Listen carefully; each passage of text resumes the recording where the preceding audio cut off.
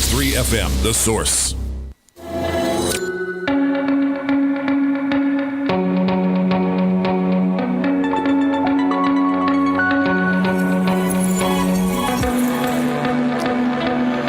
All right, 4 minutes after 10 o'clock. Thank you for tuning in. Nice looking Thursday. Hope you're doing well. It feels like Monday, Robin. Still feeling like it's Monday. Still thinking it's Monday. Good day. It is such an honor to have in the studio Mark Hart. Mark is a Tuskegee Airman. He's a listener of the show, and that's how I know Mark. But other than that, I never knew that he was a Tuskegee Airman, and I had to cheat and go online, and so everything I'm going to read to you is not that I'm smart. It's that I went to Google. So anything that I have wrong, Mark, you have to blame Google. But the Tuskegee Airmen were the very first African-American United States Army Air Force aviators. They fought for the first time in World War II at a time when racial segregation was still in place in the United States. African Americans had to fight for their right to serve as pilots in the U.S. military. The Tuskegee program began in 1941 at the Tuskegee Institute, where the 99th Pursuit Squadron was established. In 1943, the 99th Pursuit Squadron joined the 33rd Fighter Group in North Africa. Their first assault mission was a success, although it was not an air-to-air mission. From then on, the Tuskegee Airmen earned an impressive record in combat, receiving many military awards for their role in World War II. And just to go over some of them, the Tuskegee Airmen destroyed 251 enemy airplanes. They flew as many as 100 missions while serving overseas. White U.S. military pilots were not permitted to fly more than 52. The African-American pilots were able to serve more because there were not enough replacements. The Tuskegee Airmen were awarded a total of 150 Distinguished Flying Crosses for their service. The Tuskegee Airmen were awarded 8 Purple Hearts, 14 Bronze Stars, 3 Distinguished Unit Citations, and 744 air medals and clusters for their service in the U.S. military. By 1946, African-American women were entering the Tuskegee Airmen program and being trained for service. And there was a movie made in 2012 it's called Red Tails. I don't know how accurate it is, but we have somebody in the room who would know. Mark Hart, it's an honor to have you in the studio. Good morning, sir. Thank you. Thank you. Wow. So when I read that, did I get anything wrong on there? Because I got it all off of Google. Yes, I was not in the 1941 group. I'm second, third generation airman. I entered Tuskegee in 1955. Is that right? And I was in the last class of the 99th ROTC class. I didn't finish college, but I did have that experience of being in that squadron. Wow, that is amazing. At that time, they still had not completely desegregated the Tuskegee program and integrated it into Maxwell Air Force Base, which was about 6 miles from Tuskegee. And so we still was flying from the Tuskegee airfield. And of course, I was in the link trainer, and we was training then to fly the B-47, which the Air Force was getting ready to be the major bomber. However, that didn't work out. Yeah. I've always wondered about the Tuskegee program. If somebody enlisted in, let's say, Wisconsin, where Robin is from, would they be shipped down to Alabama, or was there a Tuskegee program all over the country? Just at Alabama. Really? Is that where you lived? Is that where you grew up? Tuskegee Institute. No, I'm from Ocala. I'm originally from Ocala. I was born and raised here in Ocala. Okay. But I went to Howard Academy. Okay. And I was a member of the Honor Society, National Honor Society. Wow. And a year before you graduate, they take you around to all of the black colleges to see which school you would like to go to if you was if you had a full scholarship. And when I got to Tuskegee, I fell in love with Tuskegee, and I always wanted to fly. I used to build model airplanes, and do you still fly? No, I used to fly model airplanes. Oh, okay. Oh, I see. Okay. Build models, and Eastern Airline used to fly right over my house, right over here. As a matter of fact, the mall sits on part of the runways. The mall sits on part of the runway? On part of the Eastern Airline property. I didn't know that. Really? The runway came this far? Yeah, well, the major airway is right where Pearson Auto automotive places now. Yeah. Okay. Rupert Cavaniss, his Buick dealership was the main runway before he built there. Is that right? Well, but during World War II, when I was a youngster in Lehigh, Greenville Aviation School was right there on the corner of State Road 217th Street. And that's where the Air Force used to send the cadets to train. And they had a exercise yard right across from my house in what they call Gary Hammock. And they used to be out there every morning exercising. And there was never no black pilots, no black faces. And there was building Camp Roosevelt about 6 miles down 441 on the right-hand side near the sheriff station there for the pilots' housing. And no blacks was allowed in there. And so as I went to school, I decided that I wanted to be a pilot. And when I took our tour from high school and we got to Tuskegee, and I saw the program there, I thought that would be the school I wanted to go to. However, in hindsight, it was a very expensive school. Tuskegee was a very expensive school at that time. And then I liked everything about Tuskegee. I liked the ambiance. They had everything that I did. They had a good thespian program. I sang in the choir, so they had a good choir. Well, nice. Does that mean you're an actor? I did some small stuff in high school. Oh, really? Oh, my gosh. Yeah, the professor's house, Wuthering Heights, and I always played a detective. So I had no major. So when they made the movie about the Tuskegee Airmen, did they come to you? No, nobody came to me. that was after long after my time. Yeah. I was glad to see them make a movie about the Tuskegee Airmen and tell. Did you see the movie though? I mean, and is it accurate? No, I haven't seen the movie actually. Since I lived the experience, I didn't want to see it. And we did have some of the old Tuskegee Airmen. We had one that lived here in Ocala, Dr. Walker. Okay. Lived out at Silver Spring Shores. He used to be involved with the kids, little races. They do. Oh, I remember. Is he still around? No, he passed away about 2 years ago. Oh my gosh, I do remember him. Yes. And he was close to 100 years old. Oh my gosh, because we worked with him without me even knowing who he was. I guess with the Lions Club, they had that thing with the soapbox derby. Soapbox derby. Yeah. Every year out at the shores there, and he invited me out there, so I started going out there every year. And he loved that, and so we would always talk about Tuskegee. Now, when I was at Tuskegee, Dr. Walker was one of my instructors. Is that right? Yeah, he was a pilot at that time. It was about 4 instructors over there. So he would have been one of the World War II Tuskegee guys, He would right? have been one of the pilots. So the word Tuskegee comes from the city that it's near? Is that where the word comes from? But Tuskegee? Yeah. Tuskegee is an Indian name. Okay. And I'm not sure where it come from, but the Tuskegee Indians, it's kind of like the Seminole Indians of Florida, right. something like that. So it's an Indian name, so I'm not sure where Tuskegee came from. Can I ask a question about the racial element of this story? Looking back at it from where we are now, it seems so wrong that everybody was separated. Right. How did it actually feel at that time? I mean, you went to a completely segregated school, correct? Right, well, that's the way it was. At the time when I was in school, all right, it has changed quite a bit now. When I went to Tuskegee, it was a black school. We had black officers, TAC officers, black instructors.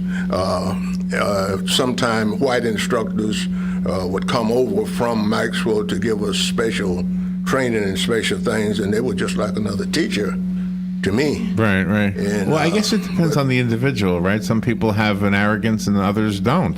Yeah, well, some of them have an arrogance. You got to understand, too, that the military had just been integrated when I went there about 8 years prior. So you had a lot of the good old boys still around. Resenting. Right, resenting blacks. They didn't want to see us flying those Tigers, flying Tiger-type aircraft, and they just didn't think we had it. What happened at Tuskegee, word of mouth there was a Colonel Campbell there, and he used to relate stories to us, and they wanted to fly, And all Tuskegee Airmen, we could not even fly from Maxwell Air Force Base. We had to fly from Tuskegee Airfield. We had our own airfield. Okay, now help me understand this. This was after World War II. This was in the 40s, during World War II and after. Oh, during. But the Tuskegee Airmen proved their skill and their ability to not only fly, but to complete the missions. Yeah, I mean, so well. So why was there any doubt after all of that? Well, it was strictly the segregation. That's the way it was. The whites didn't want to fly with them. Not all the whites. There were some who didn't care. But it was the older pilots, and they just didn't think that they had the right stuff. Well, what the Tuskegee Airmen did then over Tuskegee Airfield, they would practice on each other, and they did all kinds of tricks and all kinds of funny things, and they became very astute air pilots. So about 1943, I think, Colonel Campbell told us that Eleanor Roosevelt heard about the Tuskegee Airmen and that they couldn't fly. So she came to Tuskegee. Oh, really? She came down to Tuskegee, and she walked on the airfield and got in the aircraft with Colonel Campbell and Major Hurt and a couple of other pilots. And she said, I want you boys to fly me around in this aircraft. And they put her in, I believe it was a B-25 at that time. Wow. And they flew around Tuskegee, Alabama, down North Carolina, around Jacksonville, Florida, and brought her back and landed at the field. And she said, these pilots are just as good as any other pilots. Well, good for her. And that opened the door for the pilots at Tuskegee. Wow. So Eleanor Roosevelt, we owe her that bit of gratitude. Oh my gosh, it was such a slow process to get to where we are today as far as the racial equality. And we're not done yet. I mean, we still have a way to go. Do you agree with what I just said? Yeah, I agree with that. I agree with that. There's still some prejudice on both sides. Do you want to take phone calls before I go to a phone call? Do you want to take one? Are you okay with phone calls? Yeah, I'm okay. From listeners? In order to hear them, you'll have to put the headset on. Can you hear me, Mark? Can you hear my voice? Yes. I'm sorry about the drone sound. That's that septic tank truck guy. out there, so I apologize for that. Mark Hart is in the studio.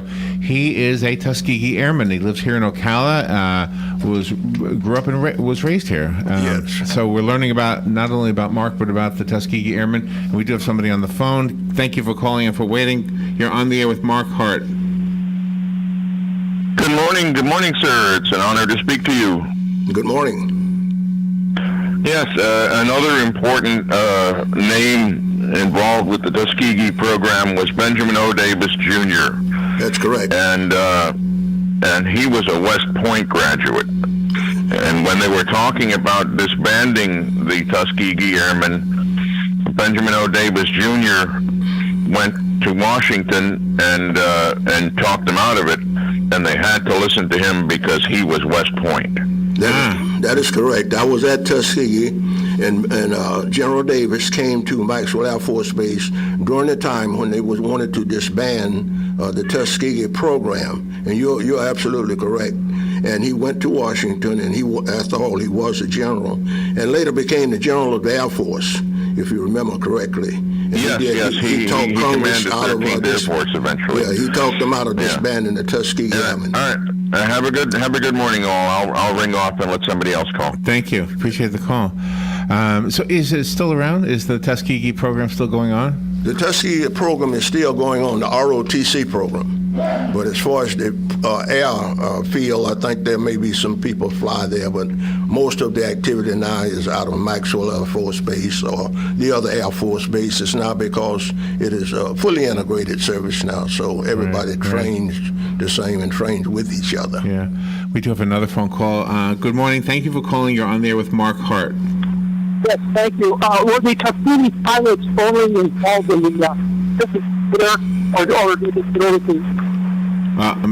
we're having a hard time understanding you. Say it again.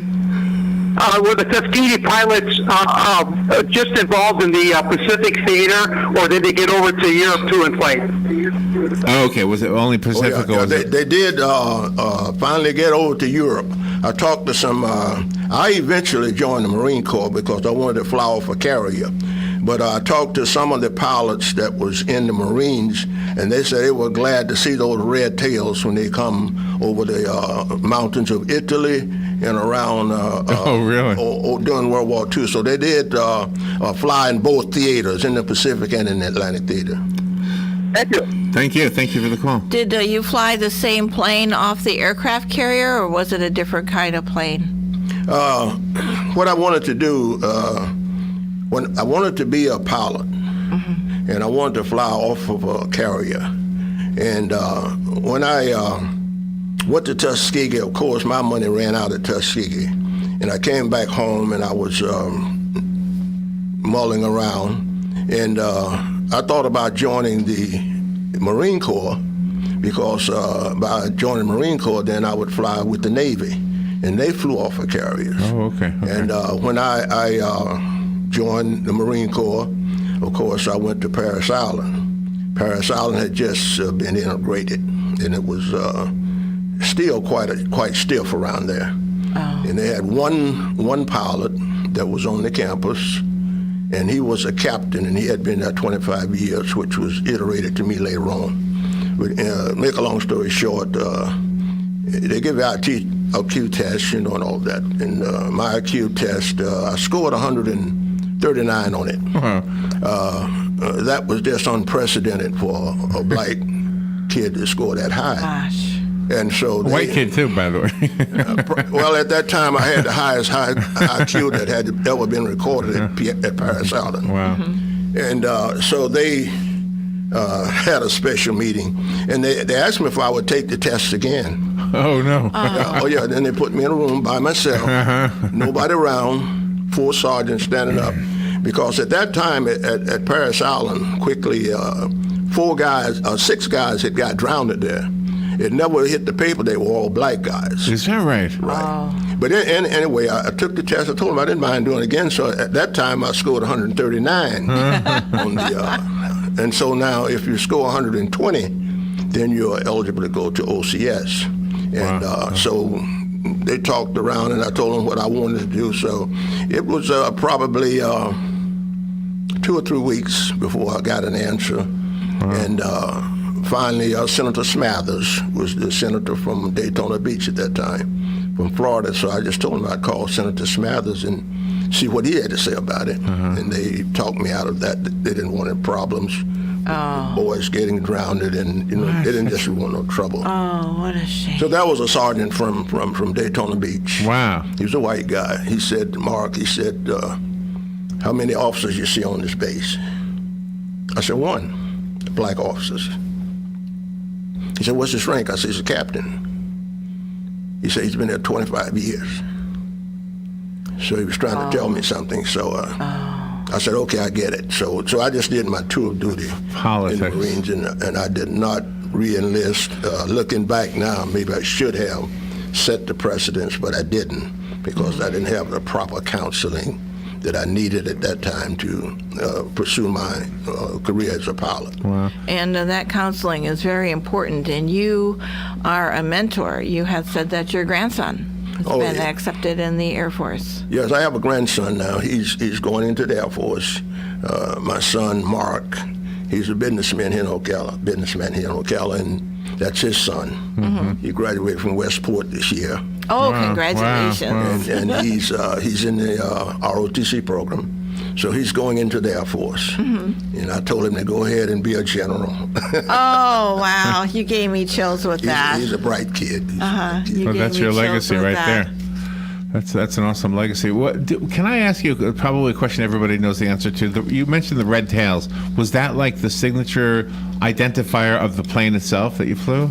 Well, it not only identified the plane, but it identified this plane as being flown by a Negro pilot. Really? Yeah. That was the whole purpose of the red tail? That's what the red tails were.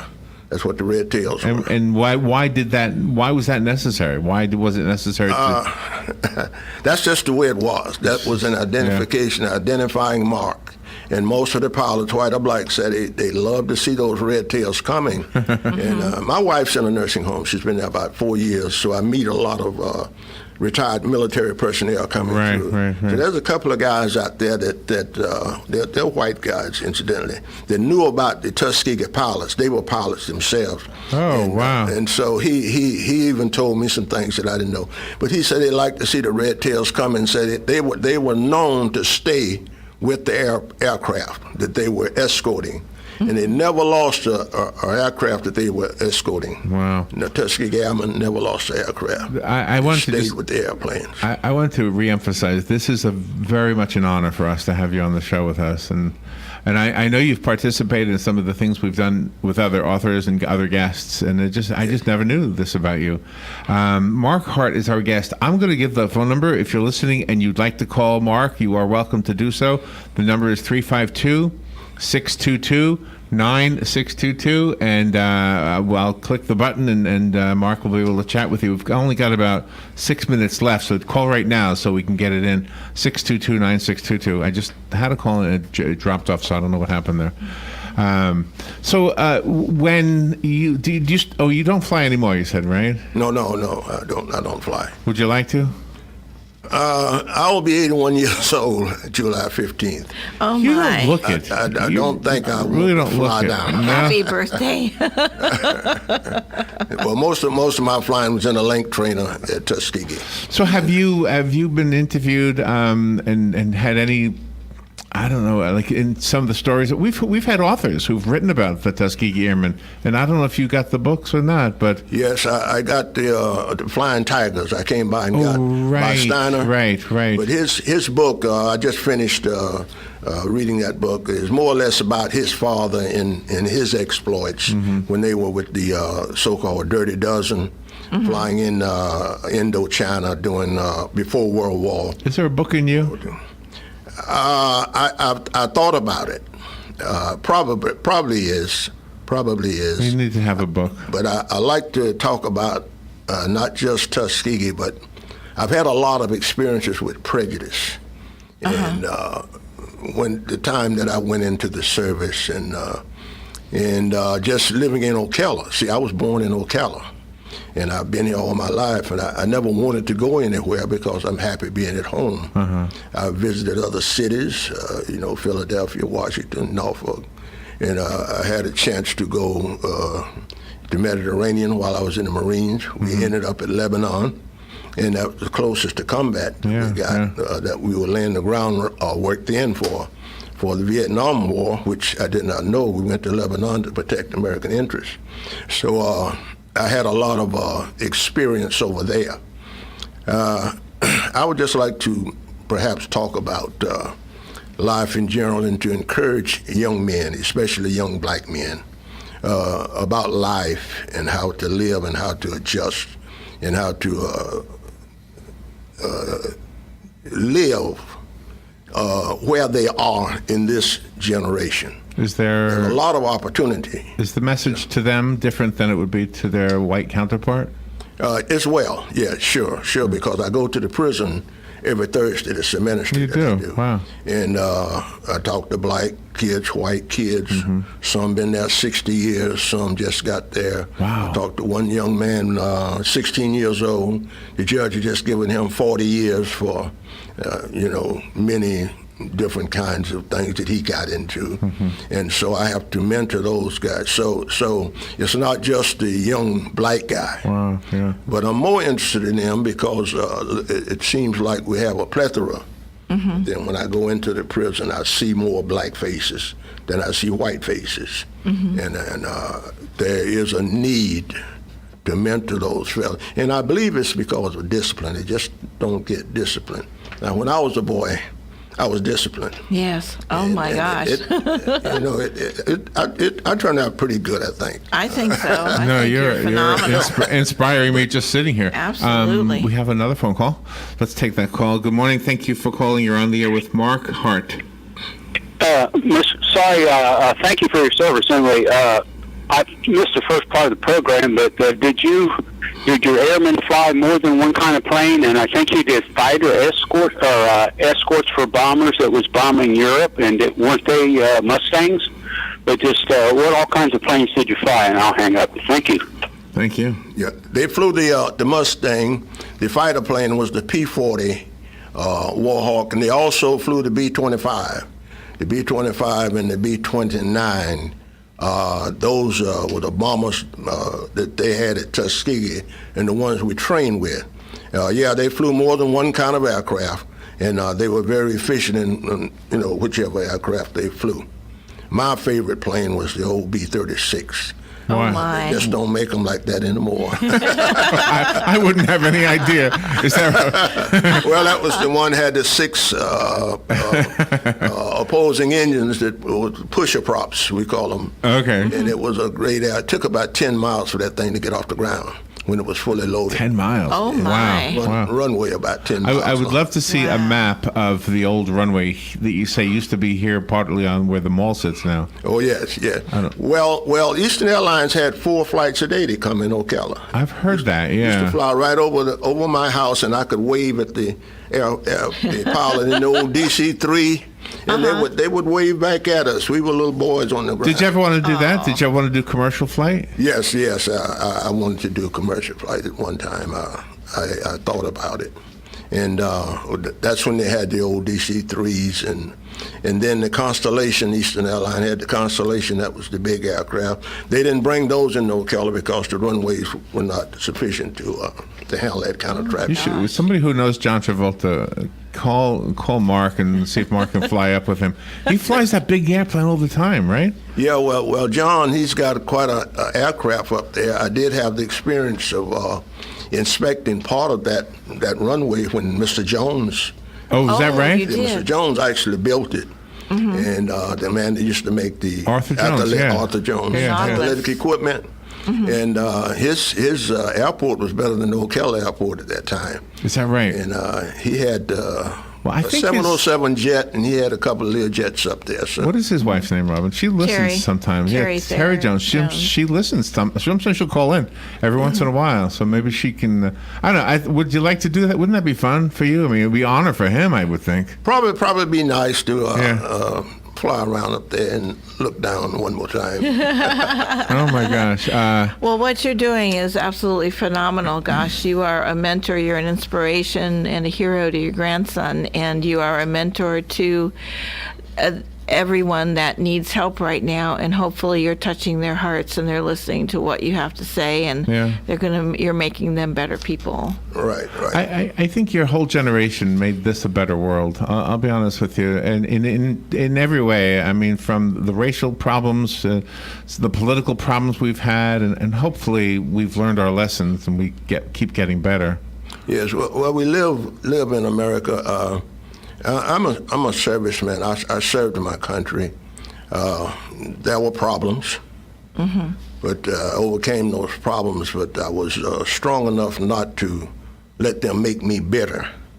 I lived in a society that was segregated. Okay, I was born in the South. Now we always got along here. Now where I lived in Ocala, there are some permanent families. We all lived together.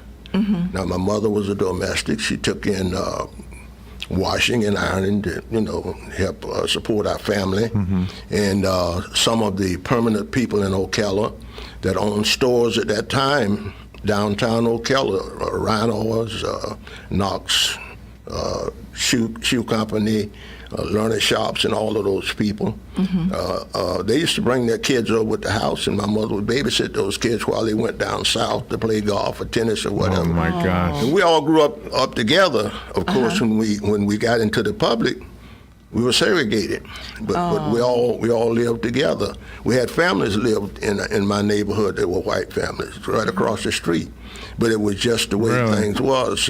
They would play with us during the daytime. At night, they went home. So, but I never was bitter about segregation so much as I see things happening now that I would go out, and commit violence like that. I'm more like Martin Luther King. I believe you can reach peaceful solutions to any problem if you can get all pundits around the table and sit down. I believe and talk about the problem and then solve the problem. I believe the stories we hear on the news are real. I'm not doubting that, but I think it's focusing on the minority of what's happening. We sit here in this window, Mark, and we see young men and women walk past. They're holding hands. They're black and white. They're everything. It's just it doesn't look like what the news is showing us. I think the news is making the picture look different than the real world is. Right. The media does incite a lot of the things that what you see on TV and what you hear is really not what it really is, because I know that. Just for instance, Xander Collins and I, we graduated from high school the same year. And he was on the city council as a young man, and we were pretty good friends. Oh, nice. I used to cater with Mrs. Matthews, and we would go to his house, and he treated me just like a brother. Ned Lovell, his father now, Ned and his father was just like black and white. They were different. Oh. But Ned Lovell was quite a gentleman too, and I grew up with Ned Lovell.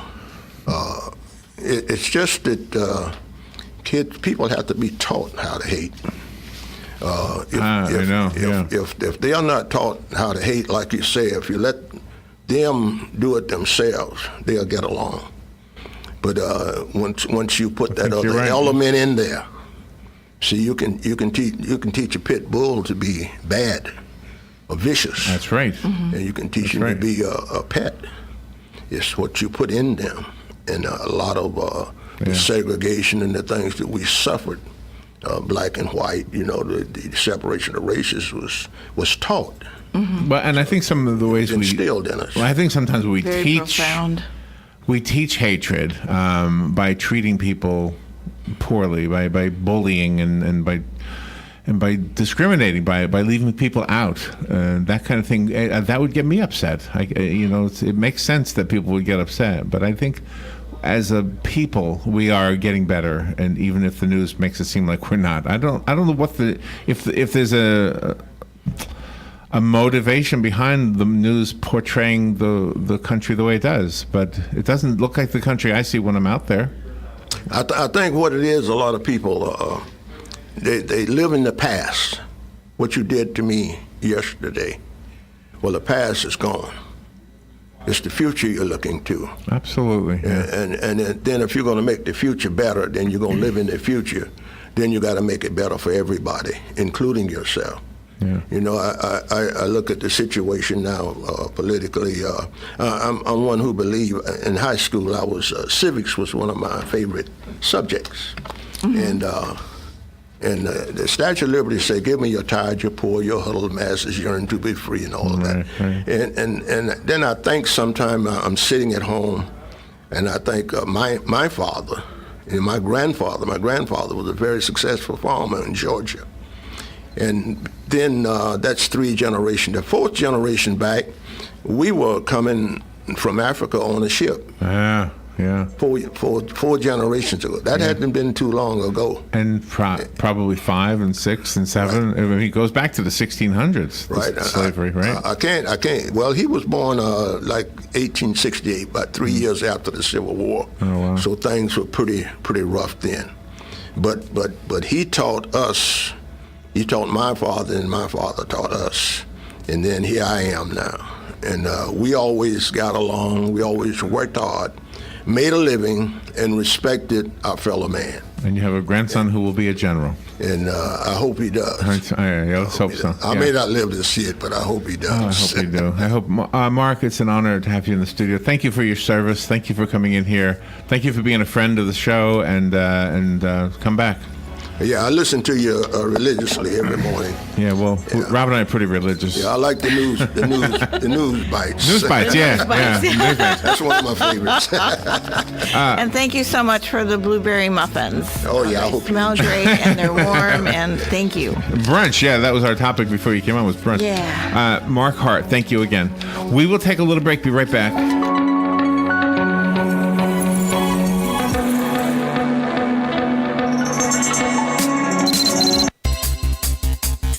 your 1-minute news brief from the source, WOC, and the body